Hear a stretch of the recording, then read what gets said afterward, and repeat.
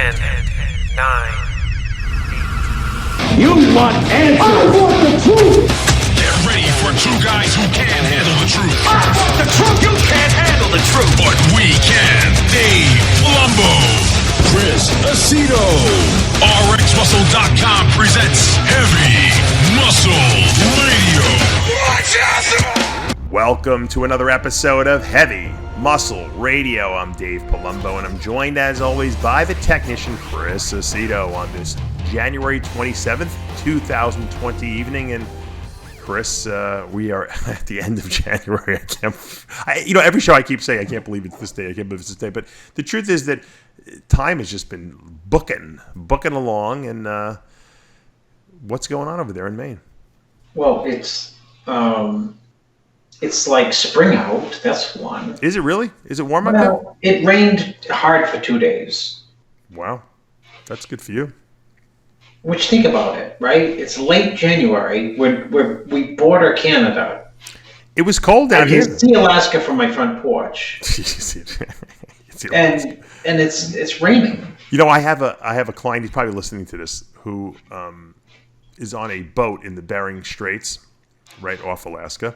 Was he a fisherman or oil guy? He works on a fishing boat. Yeah, he works on a fishing boat as like an engineer, I think. But he has his own little gym set up there. He sent me pictures, and it's really cool. But he literally can see Russia. He told me the last stop before Russia, they have this little town, and there's like a gym there, and it's like, because he has to work out on the boat, and he only has like a makeshift gym on the boat, and he can't wait to get to this one place, and it's like not even a good gym, but like it's like a gym, and they stop there, and it's like important. He goes out and he runs and goes to the gym and trains there, and he can legitimately see Russia. Isn't that not? Can you imagine that, being on a fishing boat and seeing Russia? He's hardcore, hardcore, and he's out on the boat for like 8 months out of the year. 8 months out of the year. And he's married. I said, "How are you married?" He's like, "Oh, my wife's very understanding." like maybe she likes that you're out there for 8 months. Yeah. Decrease of the frequency of arguments. Yeah, tell me about it. It takes a certain mentality to be able to be on a boat like that. It's like fishermen is such hard work. It's crazy hard work. I told him, I said, you got to write a book about this. I said, a movie screenplay or something, because or take video. I said it's got to be. You probably see things that like no other human being on this planet ever sees. I mean, think about the wildlife that's in the ocean, from the whales and the sunsets. And actually, is it even setting this time of year? Is it dark 24 hours a day? I don't know. You know what the funny thing is? He had a coach before me. He's like, this coach just didn't understand my lifestyle. He's telling me to eat grass-fed beef, and I'm telling him I can catch wild-caught, pollock every single day, from the ocean, and he wouldn't let me incorporate that into my diet. I said, you could eat that every meal if you want. I would be eating it every meal if I was on the boat. Can you imagine that? Coach, the guy's a fisherman. He's in the ocean, 8 months out of the year, and he's like, you got to eat. If you don't eat grass-fed beef, you're just not going to be a good bodybuilder. I'm more surprised, Dave, that you didn't catch the idea that it's dark there 24 hours a day. Yeah, I know in the winter they have a lot of darkness, right? Yeah, I didn't even think about that. I thought sun never comes out. I should ask him about that. He didn't even think about that, really, to be honest. So, he's going to have a crappy tan for the show. Yeah. Well, he's not competing. Right now we're off season, so. Or he's bulking. He's bulking. Is he doing a lean bulk or dirty bulk? That's what a catch. Do you teach those guru phrases at the class? The clean bulk. I know, it drives me crazy. It's called a lean bulk. It's like a slow bankruptcy versus a fast bankruptcy. It's like bridging and blasting and cruising and cycling. I'm on a bridge. Which bridge? Let me look up the five biggest bridges in the world. Yeah. 3 are in China. One is my client's. He's bridging between, the Arnold and the Olympia. Are you running Slin? Yeah, you're running Slin. Yeah, got to run that. Got to run it because the carbs can't shuttle in without it. Got to run your Slin. Oh boy. What's maybe we're just getting old.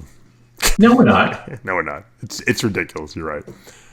Terrible news, obviously, in the world of sports. Kobe Bryant going down in that helicopter crash. Yeah. I actually, someone sent me a video. They actually have it on video. Someone filmed it. You actually see did you see that? The No, helicopter? I definitely wouldn't watch Well, it. I mean, you couldn't really. I mean, you just see a helicopter spinning out of control and crashing and blowing up into a fireball. But it's not like they're right next to it. But it's. I mean, look, I always thought. Here's my viewpoint on life. I don't like to go on rides at amusement parks. I don't want to go on private jets, and I don't want to go in. And I really don't like helicopter. I went in a helicopter ride over the Vegas Strip, and it was very terrifying to me. And there's a reason why people think, "Oh, you're just afraid, of heights." I'm like, no, I'm not. I'm afraid of dying unnecessarily. I'm not afraid of dying. I'm afraid of dying unnecessarily. Risky. There's you don't no take the risk. way that when you have a private helicopter of your own or airplane, that it's getting the service and the service checks, I think, that a commercial airline would. Because there's just not that much pressure. Like when a commercial airline, they have so many checks and balances, right? Because of, lawsuits and you can't go around killing people, Yeah. There's so many stars and sports celebrities have died on private plane crashes over the years. There's a lot. Rock stars. It's amazing how many people have gone down in plane crashes, and this was the first helicopter. But I heard it's funny, Dave. One time, this guy he lived in Atlantic City. When I used to do my own bodybuilding camp, mine predated Sean Ray, by the way.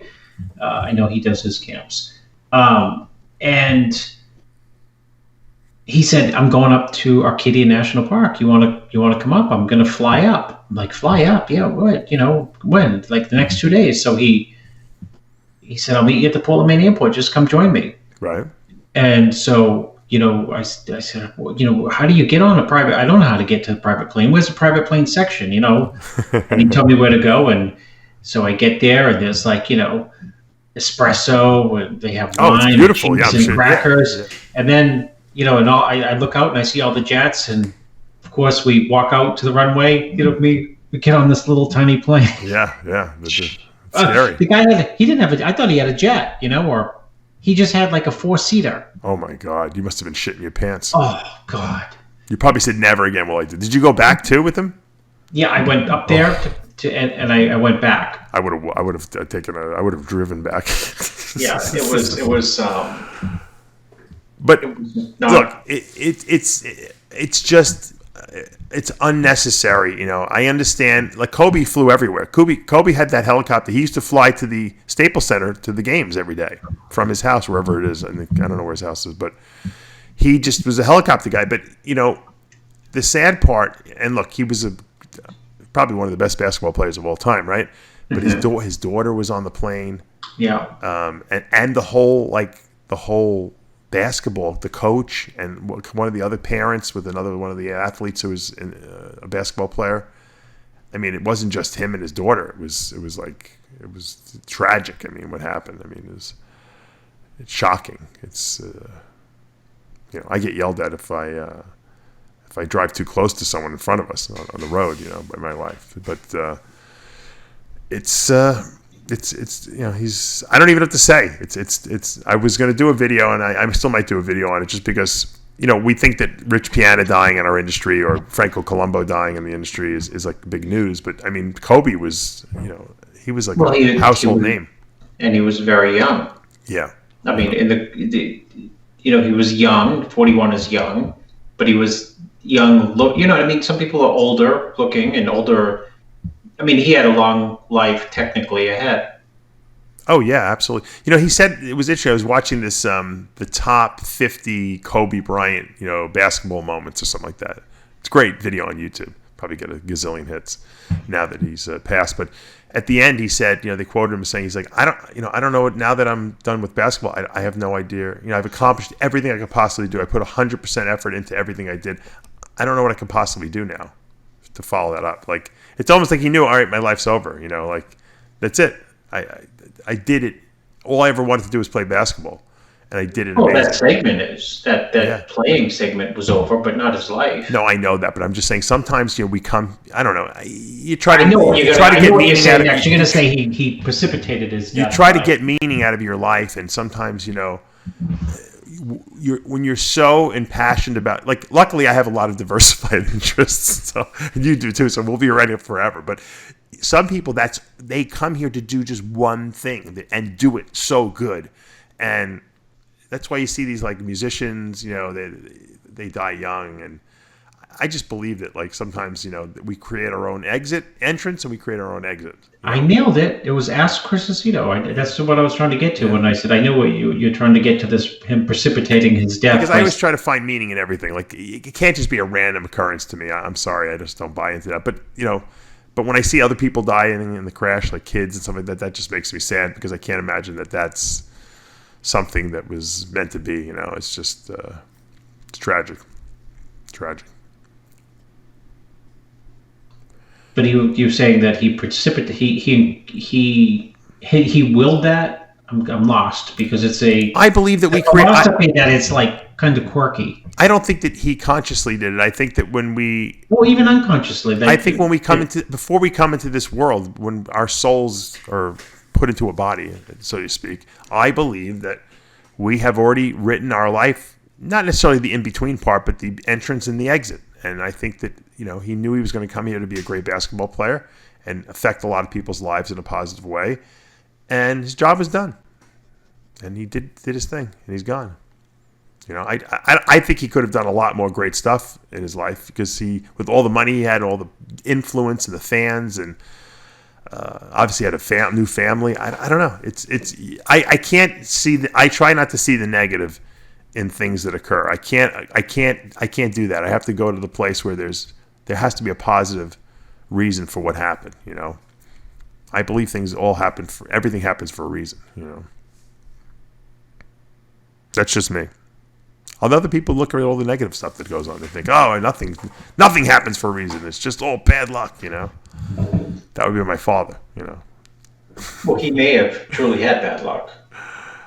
I don't think my father had such bad luck, but you know what? I think that when you think you have bad luck, you create more bad luck for yourself, right? Yeah, well, that too, and when you walk around thinking about everything, it's bound to go bad. I'm cursed. I have that. You're not going to attract good stuff in your life if that's the way you think. I tell that to all the people I work with. I say, look, stop complaining about how bad you feel or look or this or that, or how you just concentrate on all the good stuff that you're doing. You gained 5 pounds of muscle in the last, 3-4 weeks. You look at the positive stuff you did. Don't compare yourself to freaking Phil Heath on stage and say, my arms suck, or I'm injured all the time. Or stop looking at the bad stuff look at the positive stuff you're doing, and make that be your point of launch, so to speak. In other words, proceed from the positive portions of your life. Leave the negatives behind you, because if you keep dwelling on the negative, you just create more negative. You know that you don't. Mm-hmm. You get stuck. Well, sometimes in that but you have to identify the negative. Yeah, so you'll make the same response. But if let's say you sold or you bought a building that was a complete fucking disaster. Okay. I've done that.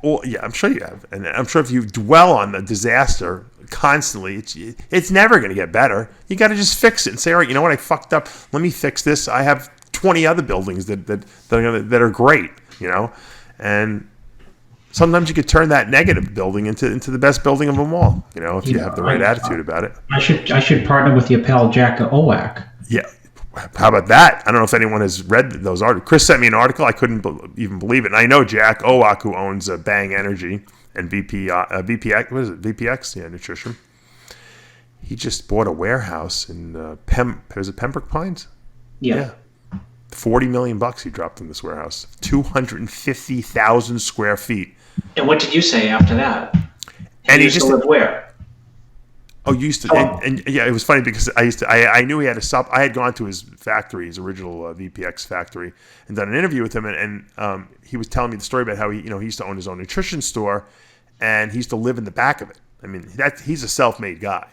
And Chris says to me, he goes, "Oh, I was in that store."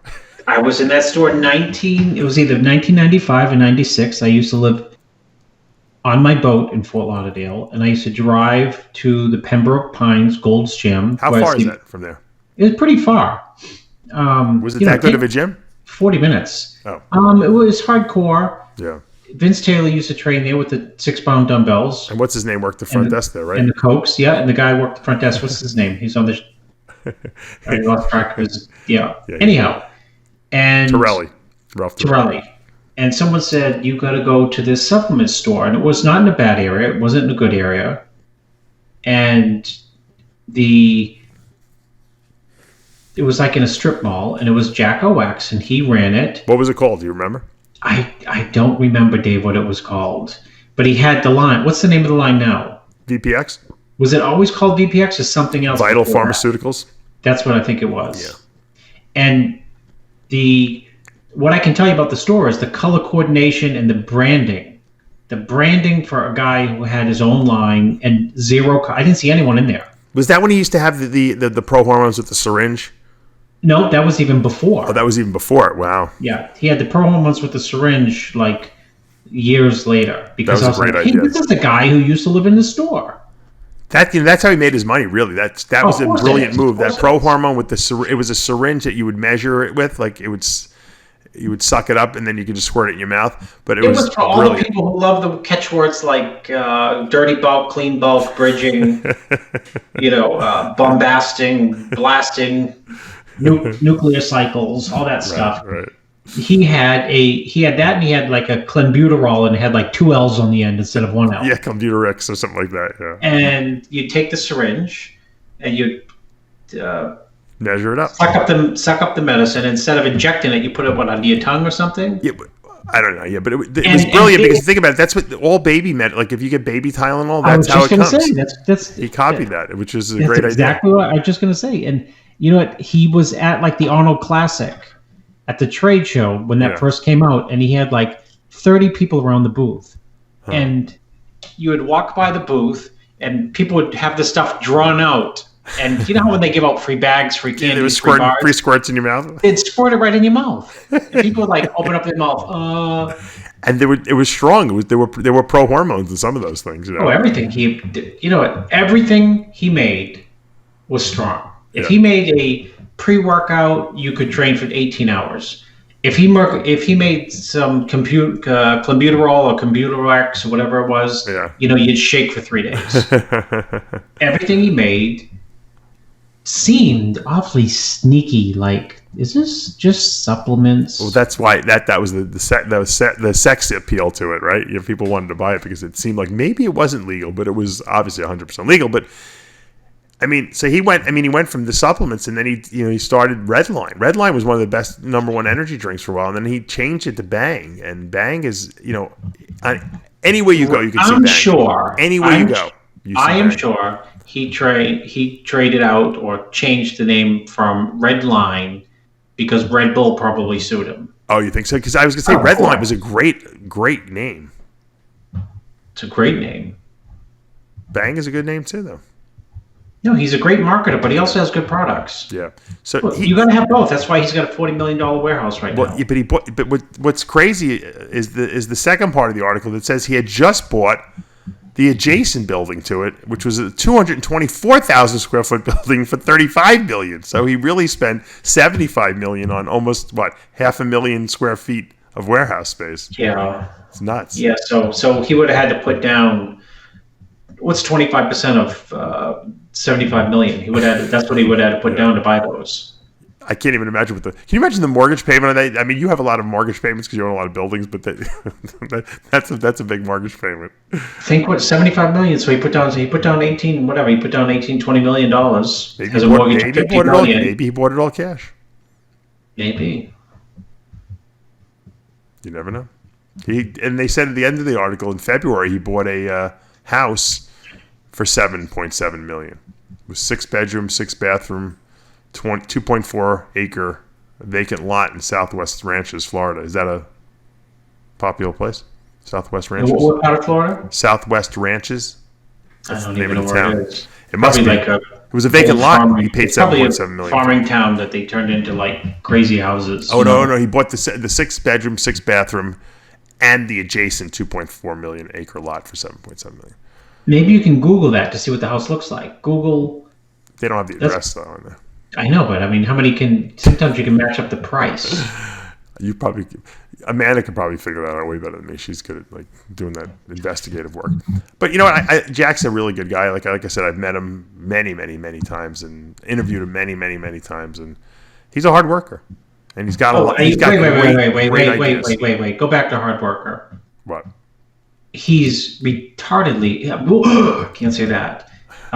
He is immensely. He might be the hardest of hard. Yeah, no, he's hardcore.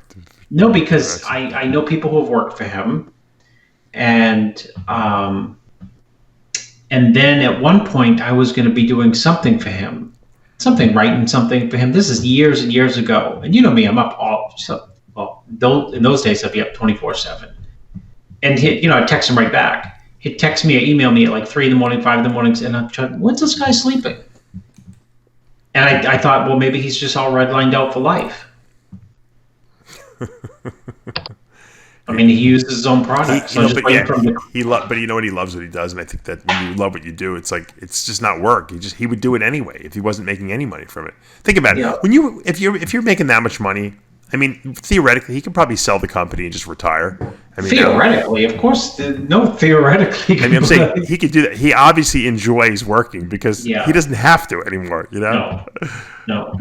Isn't it funny that people who don't make that much money and who don't work would say, if I owned that, I would just sell it and I would just, I wouldn't do anything. Well, you're never going to make that much money because you're not willing to put in that much work. It's a different mindset. When you're willing to put in that much work to make that much money, you don't want to retire because you enjoy doing that.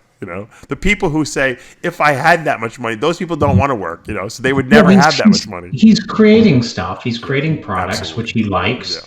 Yeah. He's seeing the success of those products. And that's his high. Yeah, it's true. It's a challenge. You mentioned this the other day. We always talk about this. How you become. Do you think parents. He's got negativity, Dave? You talk about negativity. No, he has no negativity. I've talked to him. Red Bull sues him to get rid of the name Redline. What do you think? You think he gets negative? He just comes out with the word the product called Bang. Yeah, I've asked him about that before too. About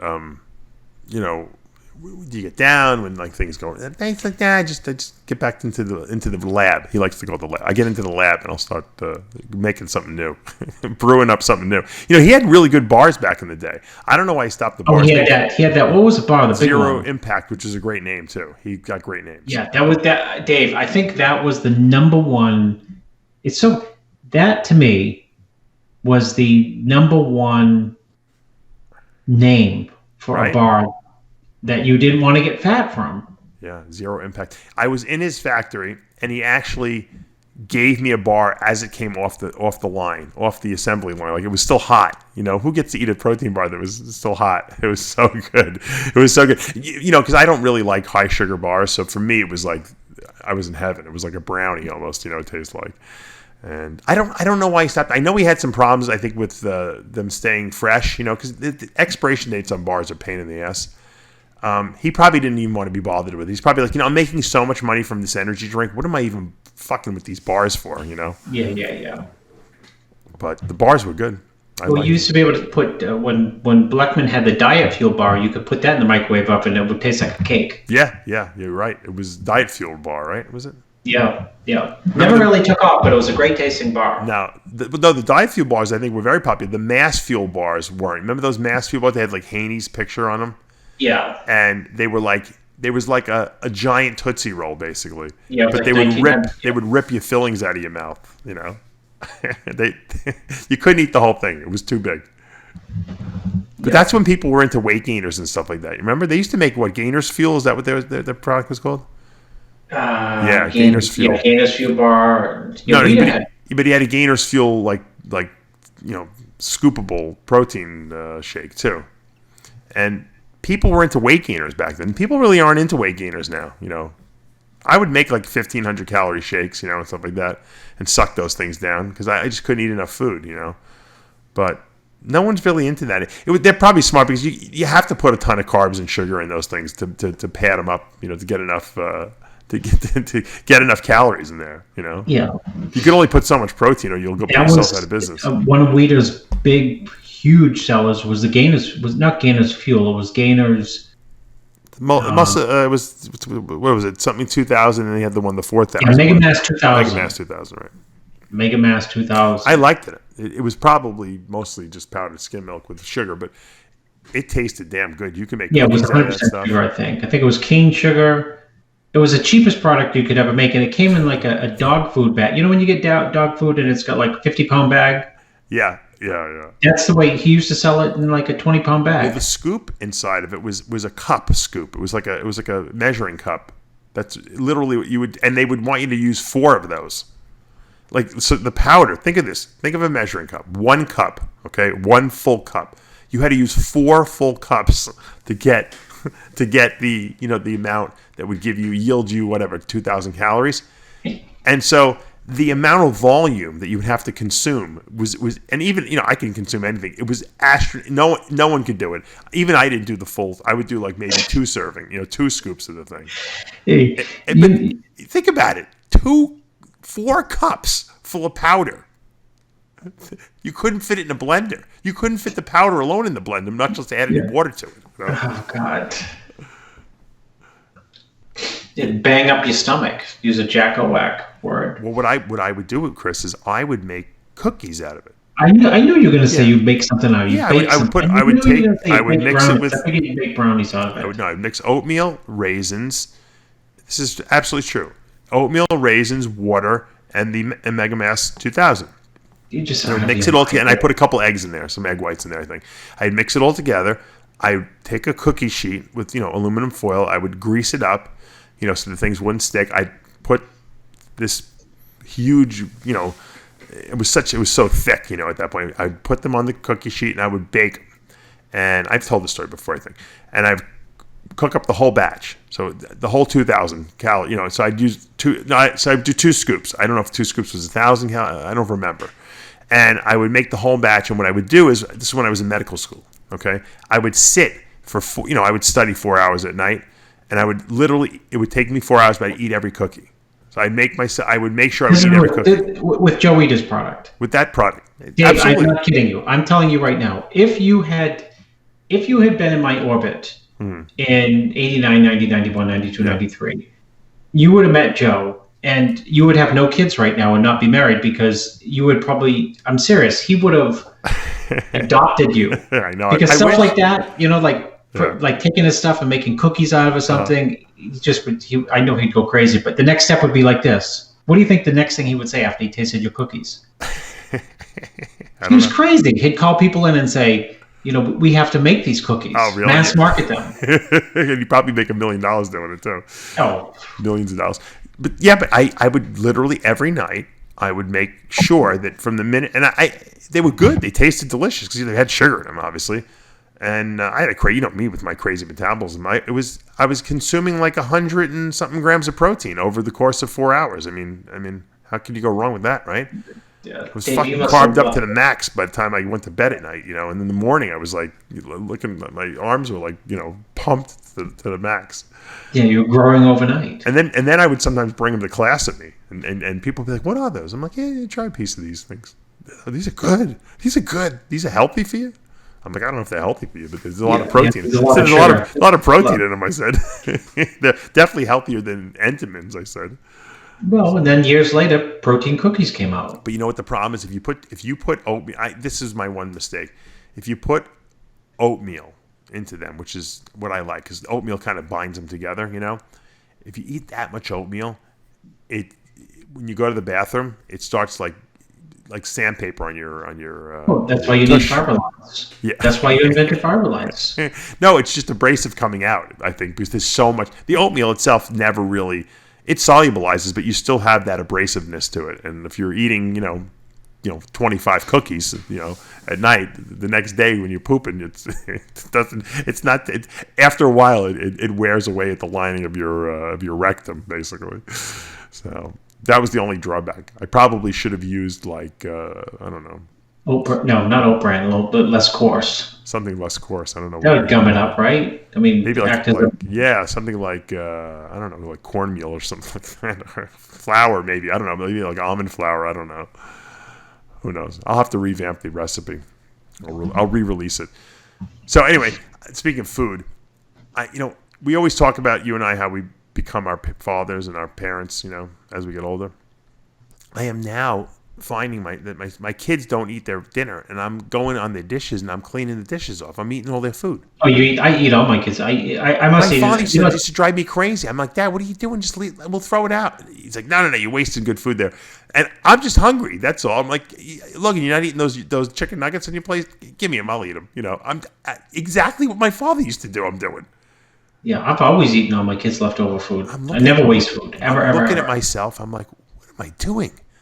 I become my father. I'm eating the food off the French fries and the whatever they're eating on the plate. You're not eating that? That's what my father used to say. You're not eating that? No. Here, take it. I used to push the plate over to him. I'm like, Logan, you eating this? I'm like, that's my father's line. No, Dad, you can have it. All right. I eat his chicken nuggets. I'll eat his. I don't even like the food. I don't even necessarily like the food that I like. Sometimes, like when I go to the bagel store with them, I'm like, Amanda's like, let's get him a cinnamon sugar bagel. I'm like, can you get him a blueberry at least? Because I'm thinking I don't want the cinnamon sugar because I know he's going to leave over at least half of it, right? And I'm going to eat it. So I'm thinking, can we order something for him that I actually like too? So that I can eat it after. My daughter ruins it. You know what she does with the bagel? She'll take the bagel with the butter and she'll suck the butter out of the whole thing. So I almost will eat it, but it's like I just can't. The soggy bagel. That's what's left over. The salivary bagel. Yes, the salivary shell of the bagel. You could just retoast it and then dry it out. The salivary shell of the bagel. She will suck the inside out of it. So kids are funny, very funny. What else is going on? So Chris sends me this picture. He's like, "What's wrong with this picture?" Oh yeah. It's a picture. I was stumped the jumbo. Yeah, I'll explain to people what it is. It was a picture. It looked like a floor of like almost a utility room or like almost like a school maybe. I don't know, but there was shelves there. That's what it was. Well, I don't know what it was. So on this floor, there was a coffee pot that looked like it was from 1920, which was Chris's. I assume Chris had bought this coffee pot quite a number of years ago. There was, what else was there? Creamer and sugar, right? And then there was this note on the floor that was written very elegantly in this cursive writing that said, "Do not leave the sugar and creamer out and put the coffee pot, I think, in the garage," or something like that, right? Yeah, the note is actually on a kitchen countertop. Yeah, right. So, and the garage is like the way this fancy little kitchen cabinet, like almost like a garage door, like an old-fashioned garage door, shuts down. And when you shut that, behind that is the coffee, the spoon, the sugar, the creamer, because I'm a big coffee drinker. Right. And so go ahead. All right, so Chris is like, "What's wrong with this picture?" I'm like, "I don't know." So you finally this tell is me. for married people, but go ahead with kids. Right. So the punch. So Chris is like, "No, I left the note. I put the note away too. I didn't leave the note on the counter. He's like, I shouldn't have put that away." I said, "Well, who wrote the note?" I thought basically this was like one of your buildings, and like you had like a little like kitchen area or something like that you had put the note there for the people who worked there to put away. But your wife had actually written that note for you to put the coffee maker and all that stuff away. Yeah, because making coffee, I make a giant mess. It's like that's what my wife said. My wife says he probably makes a huge mess, and so his wife has to leave the note for him. Listen, I cook breakfast for the kids, like eggs and toast. It looks like I cook for an army. Oh. But why do you have to put the coffee maker away? Why can't you leave it on the counter? Because my wife doesn't like cluttering things out. Oh. No. And what happens is it expands, is like my office. So it starts to get a little cluttery, and then it expands, and then I have an option for another office next door, which I get stuff in. So is that your office, that the coffee maker, or do you have to actually carry it out to garage? No, that was my kitchen. That was my kitchen. Oh, okay. So that was your kitchen in the garage? No, the garage is just a kitchen cabinet. Think of instead of where you open up a kitchen cabinet where you might have plates and stuff. That was the cabinet that thing was sitting on? It pulls down like a garage. You know, a garage door, shuts down. I never heard of anyone calling a kitchen cabinet a garage door. That's why I was completely confused by the whole thing. I thought your wife was making you take the coffee maker out to the garage. Yeah. And I also sent you a picture of tell me about the Jay Cutler. I sent you He sent me this envelope that was like from 1986 or something like that, 1990 something, right? And what was it? The address was to me where I used to live 20 years ago or 25 years ago. And the return address, which is the interesting thing, because Jay's living in the $7 million house out there in Vegas, was his Eustis Street apartment in Worcester. How big was that apartment? It was big enough. Let's see. I'm good at square footage. It was 12 times 144.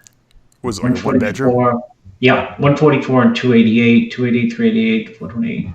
About 475, 475 square feet. What do you pay a month for that thing? Oh, probably like 220 or something. Yeah, that's great. And but he was living outside. I guarantee. Let me see. But he was living in his own apartment. Like, what kid lives in his own apartment? What was he, 18 years old? Yeah, he's like 18. Like, most people live at home till like they're 30 now. He was in his own apartment when he was a teenager.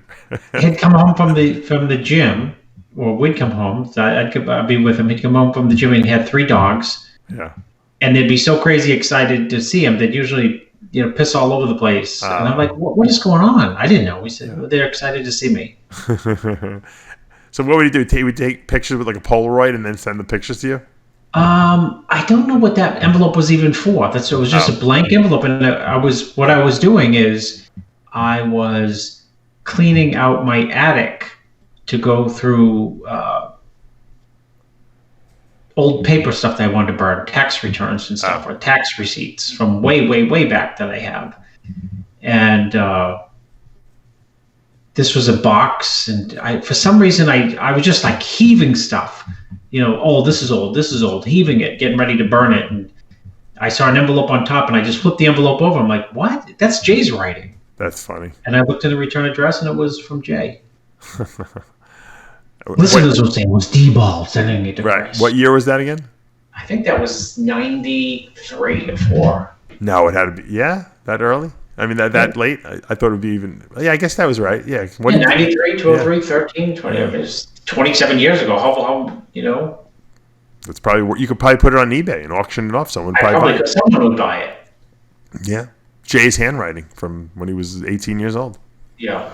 Well, Jay might buy it. Jay might buy it. He might want it back. You might want to send it back to him. Aaron may buy it and say that it was... Save it for the bodybuilding... the Hall of Fame. You know what my wife said? Isn't there... You know what? It's so funny. My wife asked me, isn't there a Hall of Fame? You should save that for the Hall. I said, there's no Hall of Fame. It's all on me and Dave's mind. That's right. It's all virtual right now. It hasn't been actually... We've talked about it, but, you could have like a little section, like, where you talk about terms like bridging. What were those terms you used? Blast and cruise. And then like Wikipedia, like a little description on when we thought those first came into existence. Blast and cruise.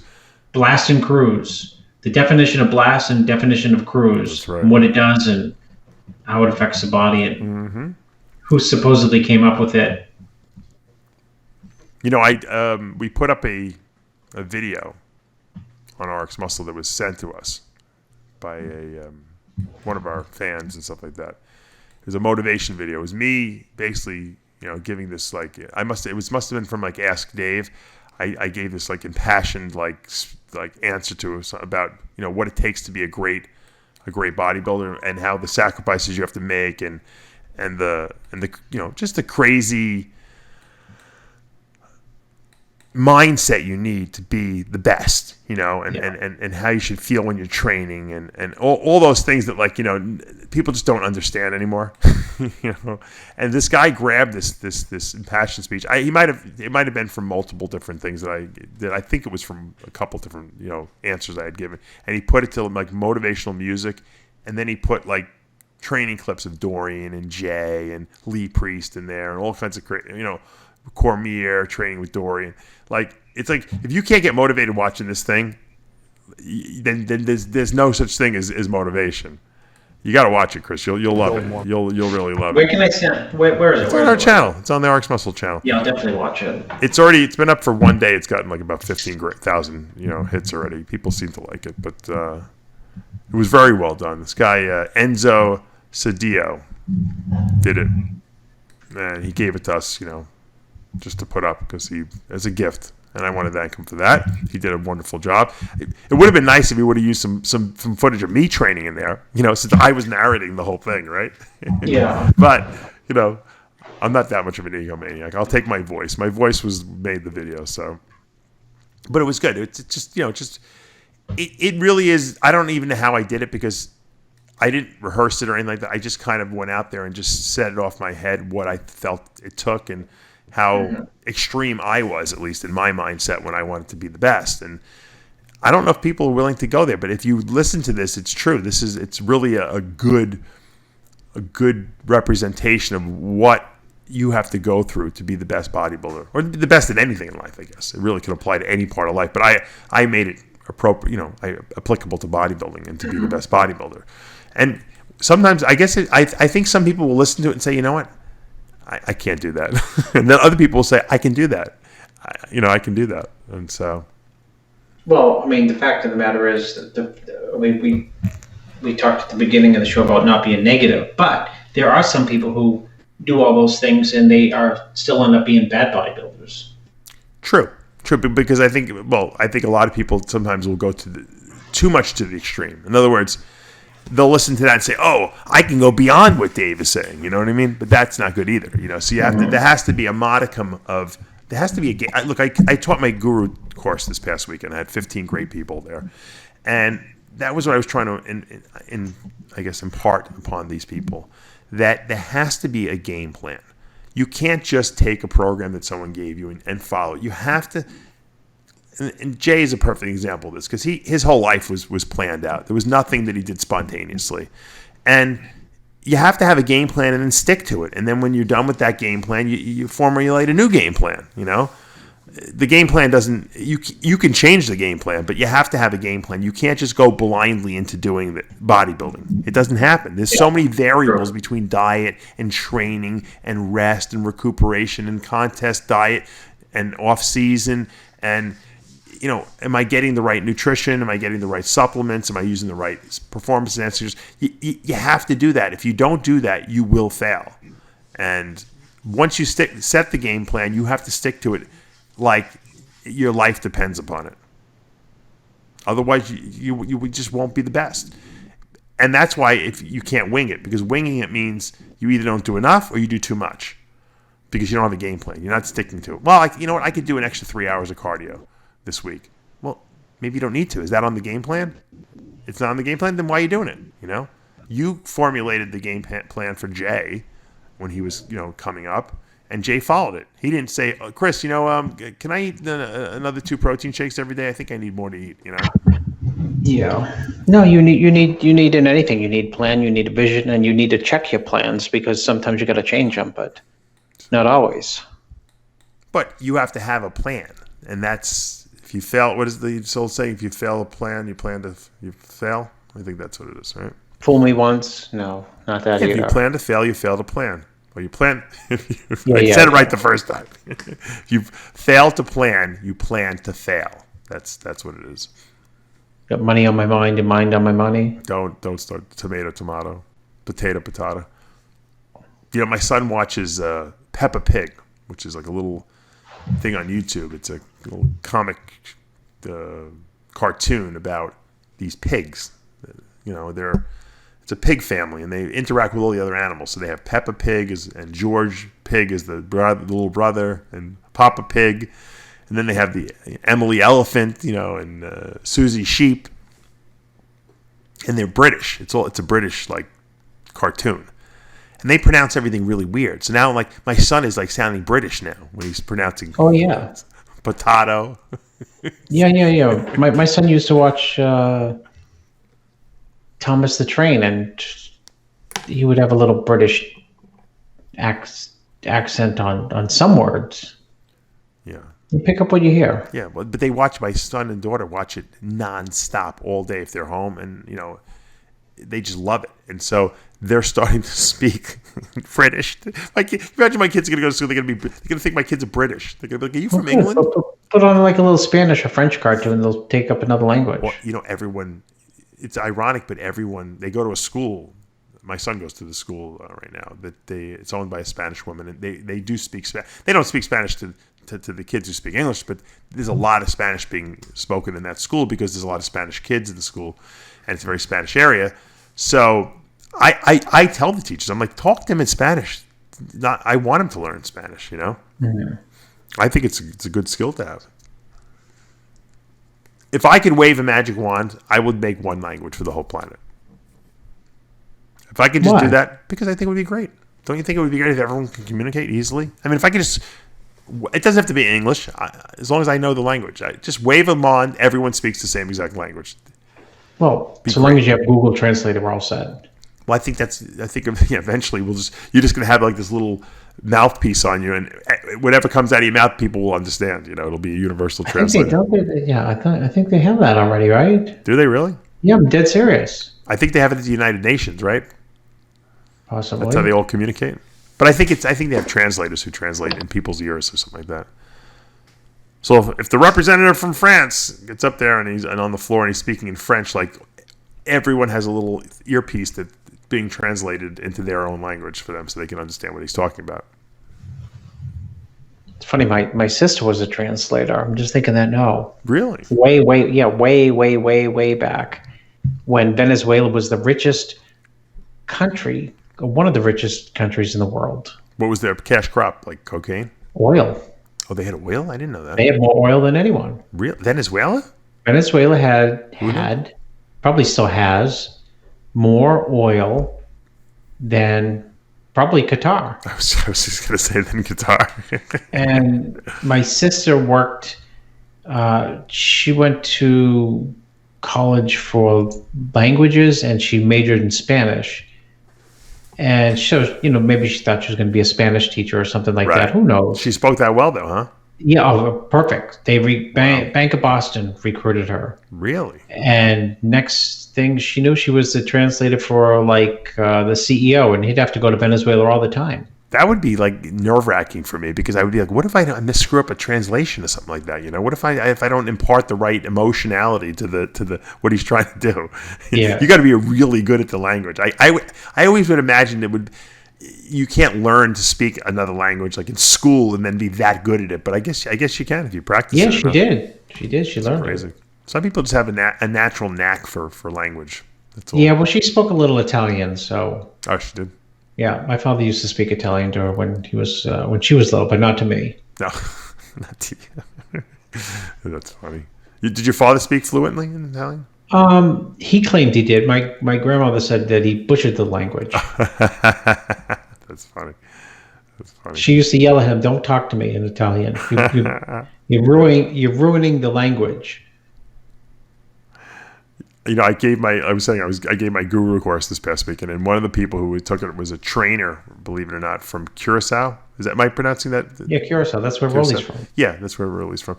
But it's funny, all those guys in Curacao, isn't that off the coast of Venezuela?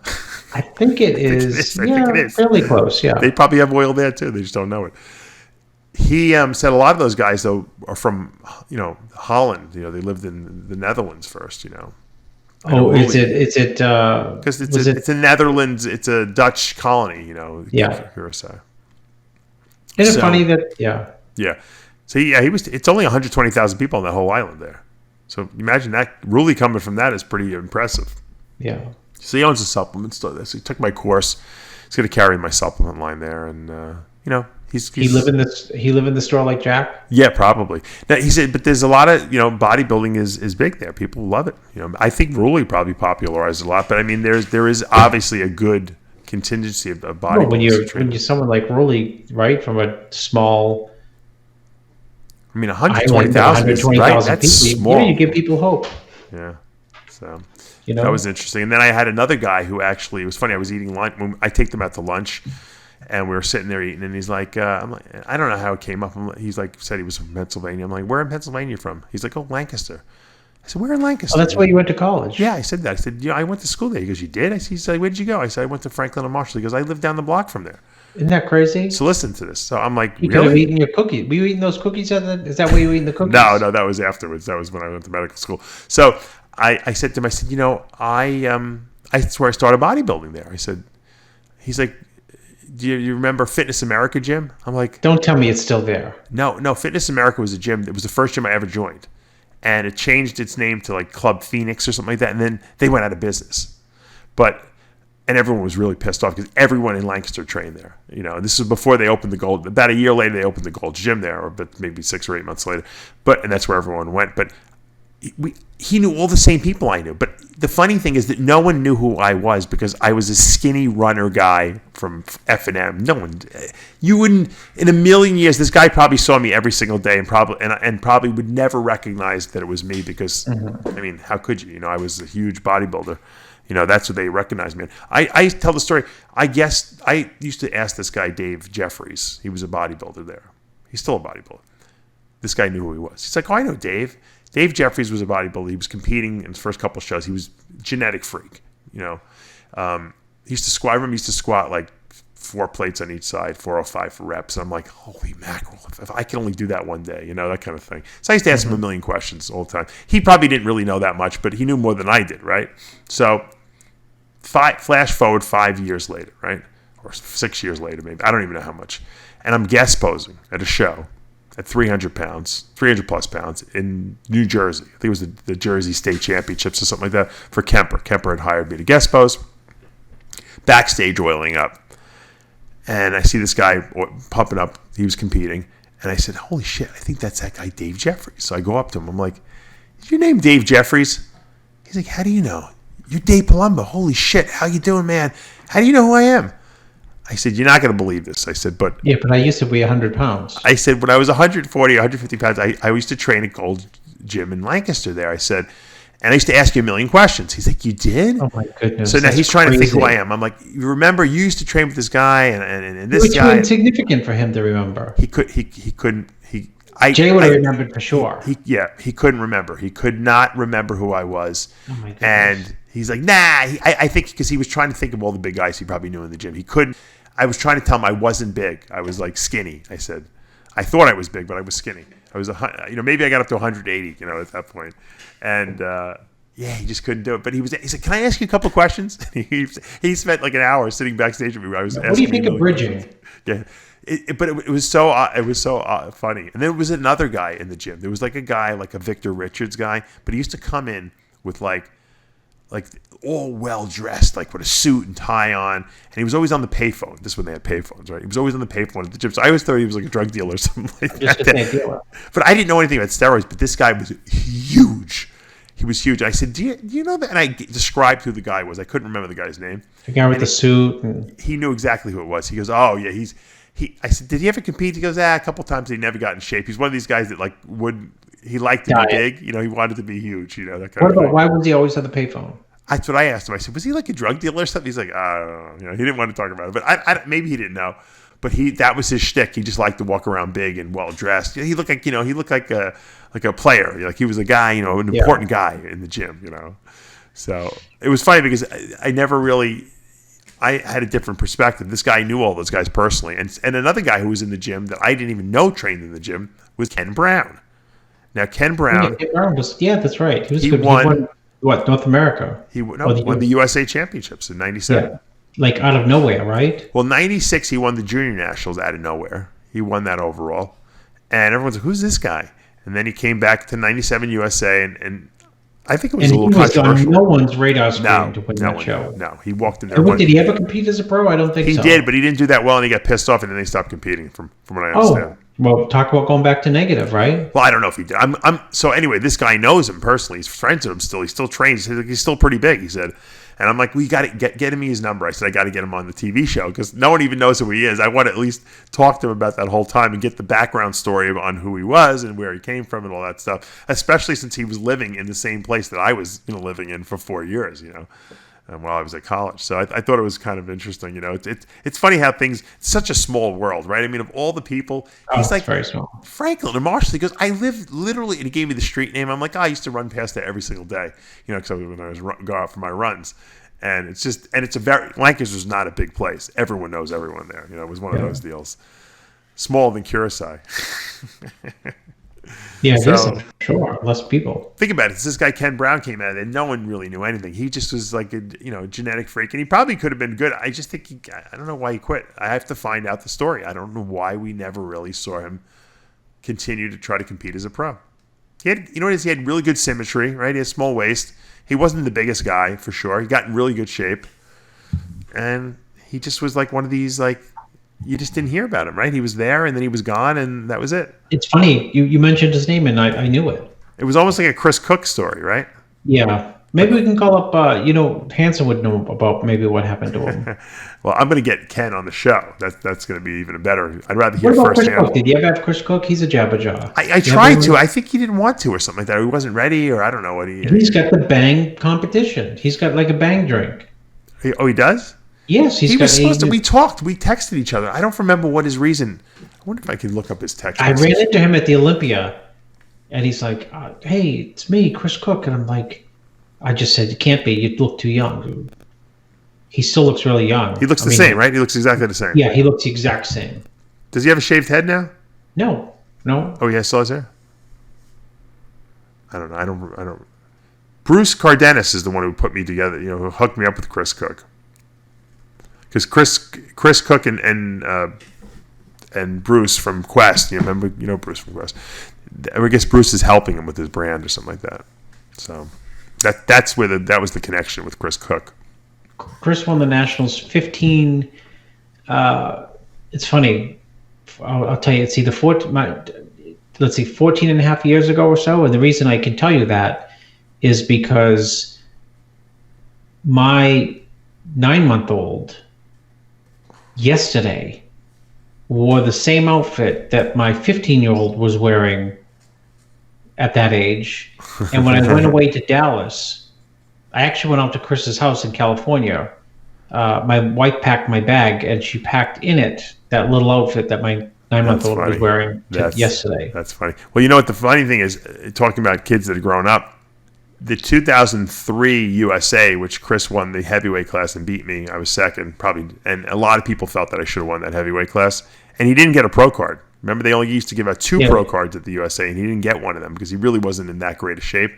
So J.M. Mannion, came up to me after the show, and he's like, Tyler was a kid then. He's like, oh my God, how old was Tyler then? Tyler Mannion, who's now the vice president of the NPC, and he's like, Tyler said that Dave got robbed.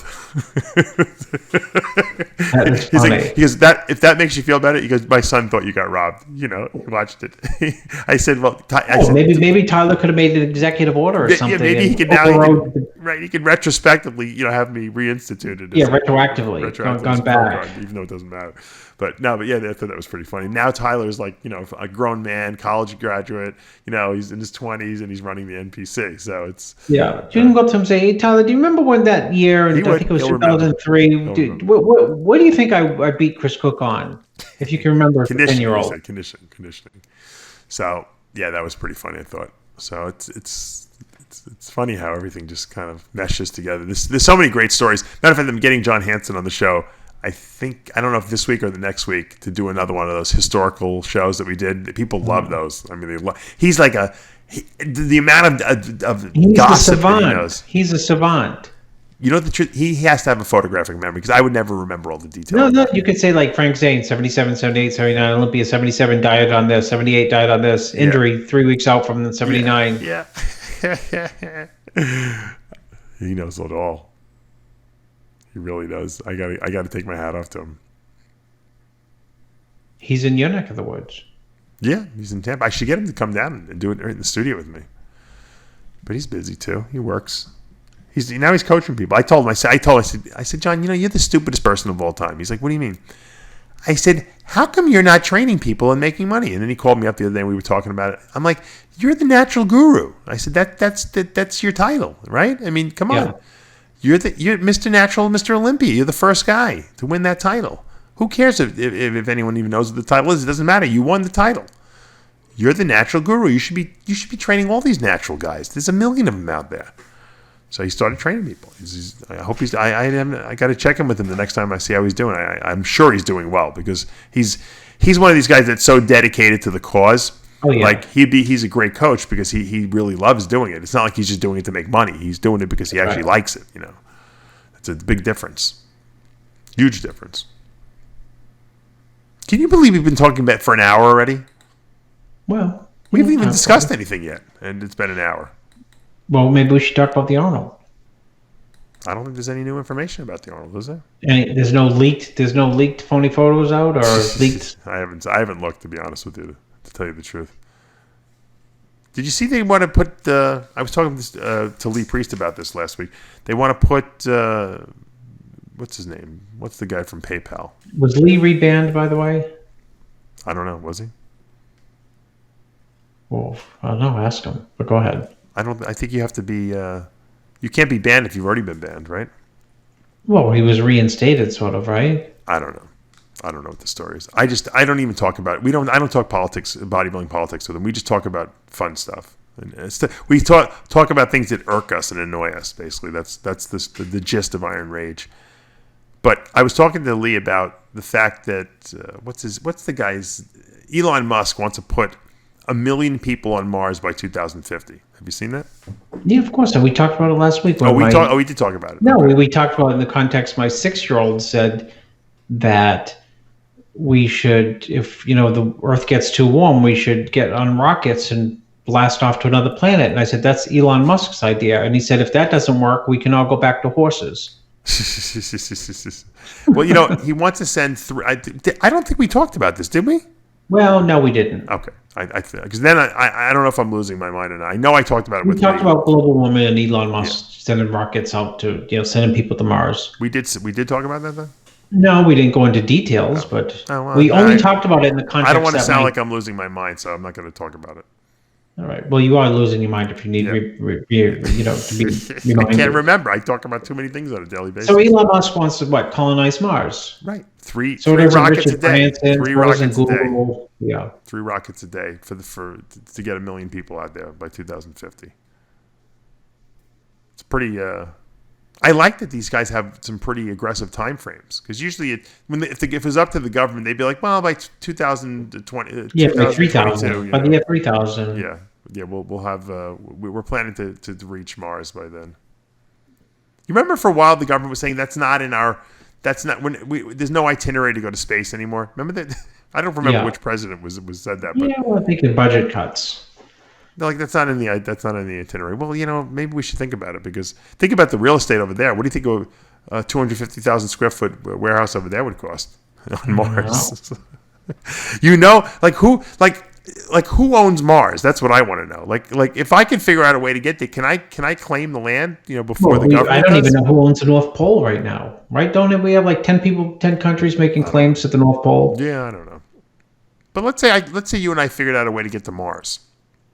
Could we plant the flag on there and claim that we own it? I mean, like the way they used to do it in the old days. No, Elon Musk will send his rockets back, and when he comes back, the U.S. government will send him like a tax bill. Yeah. I'm saying, how does that work? I mean, think about it. Even the moon the moon is a lot closer. The moon's only 100,000 miles away.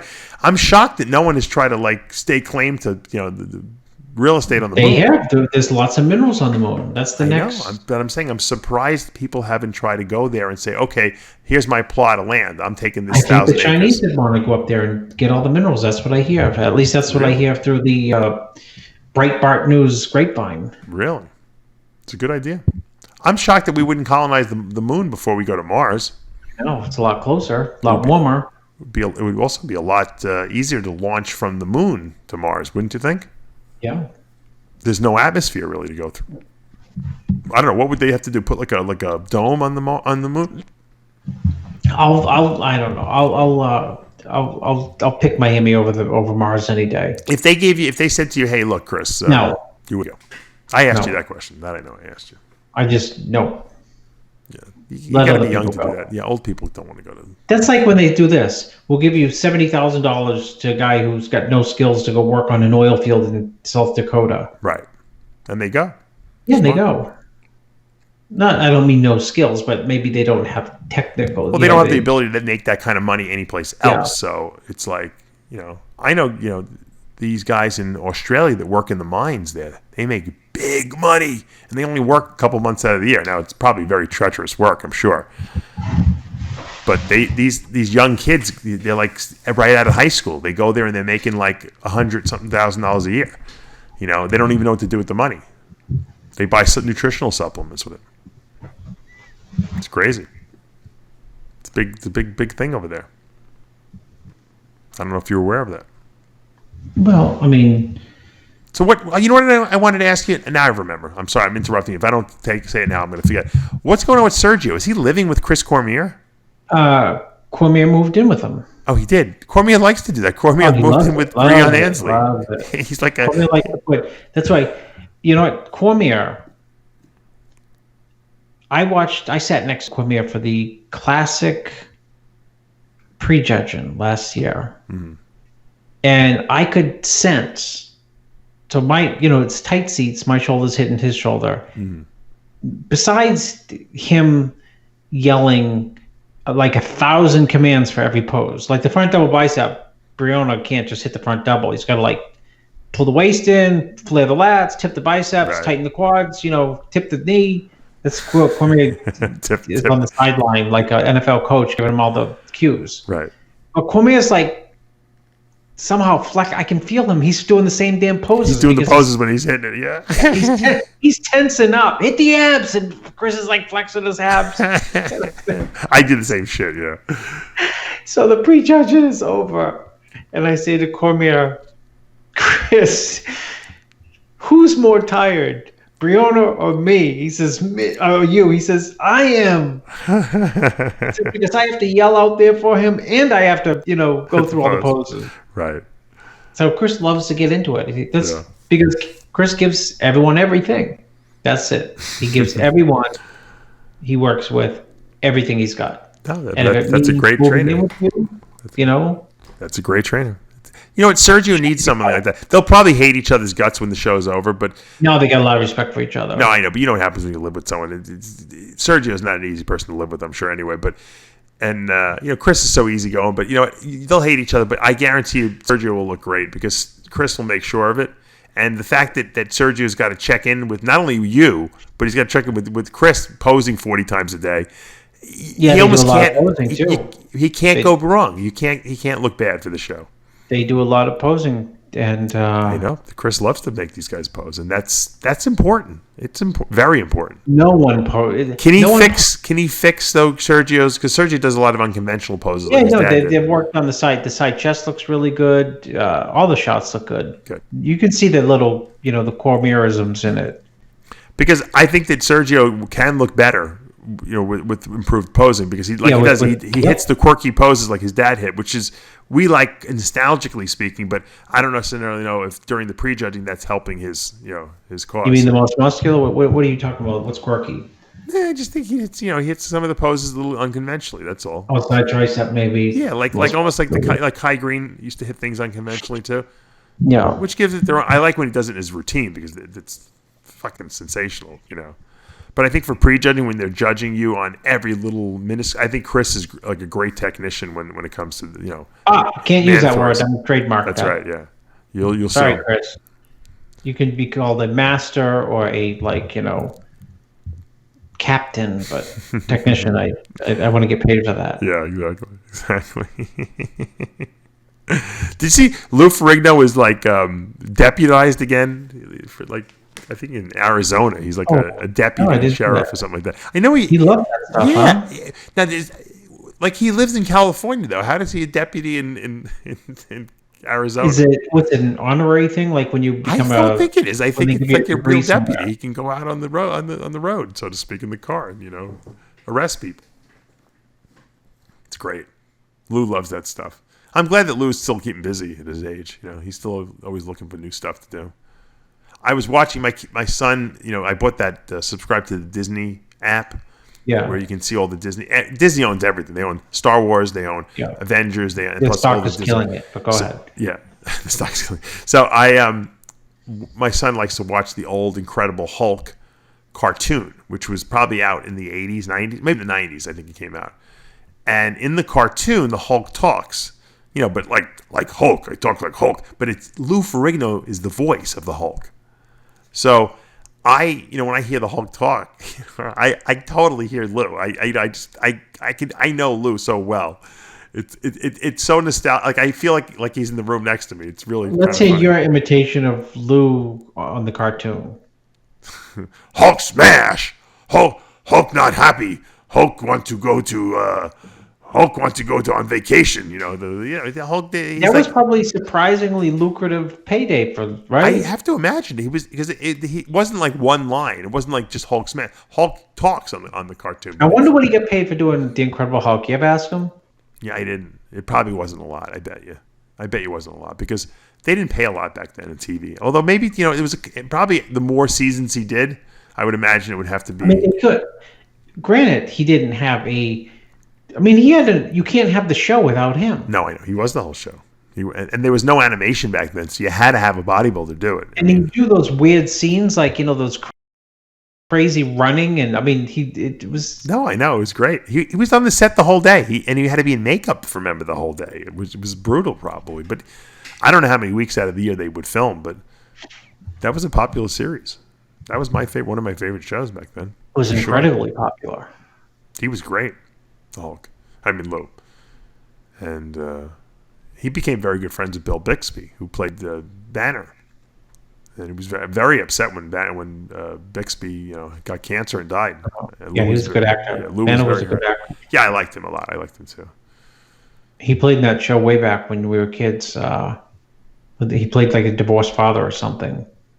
Yeah, I don't remember the other acting roles he had, but I remember the Hulk for sure.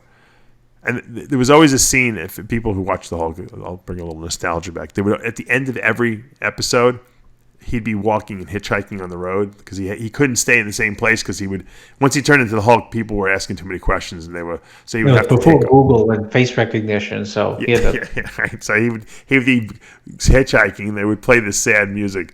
I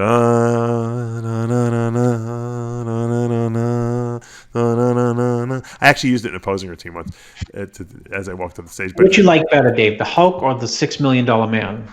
That was close. I don't know. I liked both of them a lot. You better say, in case Lou's listening, you better say the Hulk. Well, I liked the Hulk because I wanted to be the Hulk, but I did want to be the $6 Million Man too. I figured as much. I liked both of those shows. Those are probably my two favorite shows. And the episodes of the $6 Million Man that I liked the best was when they had the specials.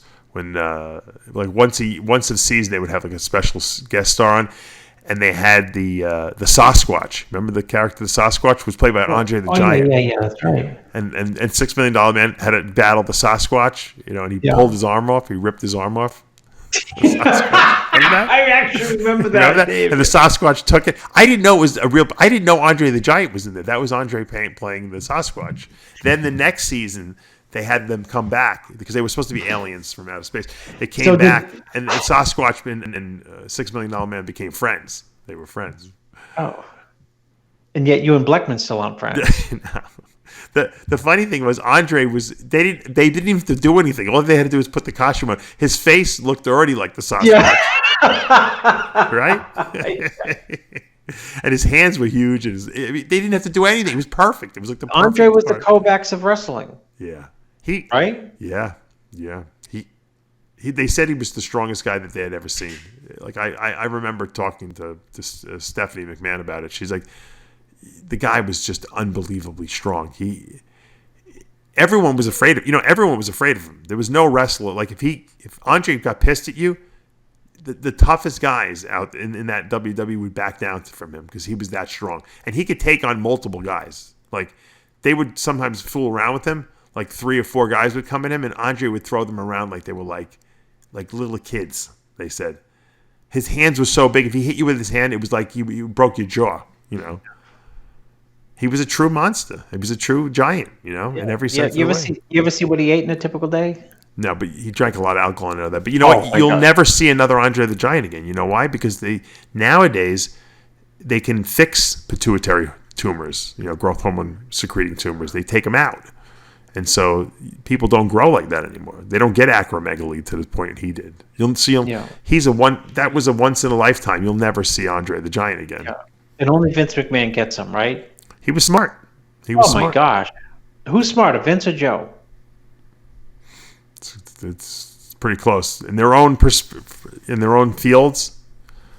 Probably, they're equals. But you know what? Vince is smarter because Vince was able to, maybe because just Vince is younger. Vince was able to, I guess you could say, evolve with the digital age. With the internet age. I agree with you. So he's still doing it. He's still doing it and making more money than he ever. If Weider was younger, I think Weider would have also seen the digital age coming, and he would have had a great website, and he probably would have been able to extend into that. But he got old and he sold it. He made his money. He was smart. He probably would have lost money had he kept it any longer. Mm-hmm. Look, there's no magazine. There's no Flex magazine anymore. Well, if you were working for him up there, you guys could have made the cookie business take off. The real question is what would what I meant was when you'd have no kids is because you'd have no time. Right. He would. But I'll tell you this: if you wouldn't care because he would make it so crazy exciting for you, you'd go home at 3 and say, "See you at 7." Right. The interesting thing, the real question is, let me cough here. The real question is that if Weider was still around, and in let's say in his 60s, where he's still young enough, what would bodybuilding look like now? That's the real question. It's a great question. I don't know. Different. I would love. I don't know who I would like to ask to get their perspective on it, but McGough would know. Maybe. I mean, would Weider still be in control? Would he have the number one website? Would everyone be? In other words, if he had the energy, yeah. If he had the energy, it takes energy. Yeah, well, I'm saying if let's say he stopped aging. Let's say he found a potion that stopped him from aging, and he was Yes, you know why? Because it goes right back to that quote that he gave me when the WBF started. Vince started the WBF, took all his stars, and everyone around Joe was in a total negative panic. Right. A total negative panic. Except Joe. And I remember Joe saying to me, "I don't care." I'm like, "What?" He said, I will create new champions. I got the magazine. He said he had the magazine. Right. I will create the. But what would he have done with social media? What would he have done with social media? Because now everyone has their own magazine on social media. Yeah, I know. But would he have kept all these people on the contract and just had them tied up? I don't know. But he would have adapted to, I mean, Vince McMahon has entertainment. It's sports entertainment. But you would think that